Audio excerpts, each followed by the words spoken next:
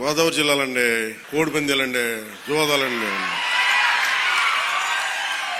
సంక్రాంతి తాలూకు అంటే సంక్రాంతి అంటే కోడి పందాలు, జూదాలు, పేకాట.